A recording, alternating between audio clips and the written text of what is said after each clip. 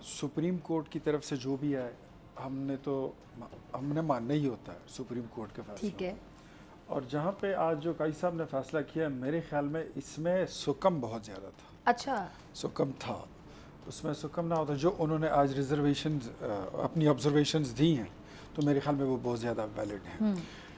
जो लोग election tribunals में जाना चाहते हैं शौक से जाएं, बिल्कुल जाएं। हम भी चाहते हैं कि इलेक्शन ट्रिब्यूनल का जो सिस्टम है वो इतना पायदार होना चाहिए, इतना मज़ेदार होना चाहिए कि उसमें किसी को फिर शक व शुबा ना रहे।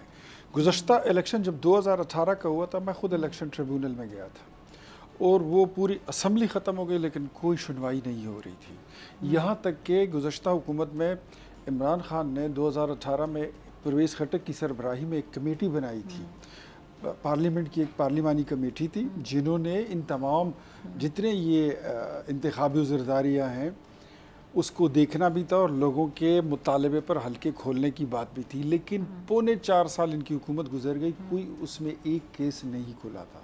तो आई थिंक कि आज का जो फैसला है इससे लोगों की सुनवाई भी होगी और जो इलेक्शन कमीशन पर और ट्रिब्यूनल्स पर उंगलियां उठती हैं मेरे ख्याल में वो अब नहीं उठेंगी। ठीक है। सब्सक्राइब करें और बेल दबाएं ताकि कोई खबर रह न जाए।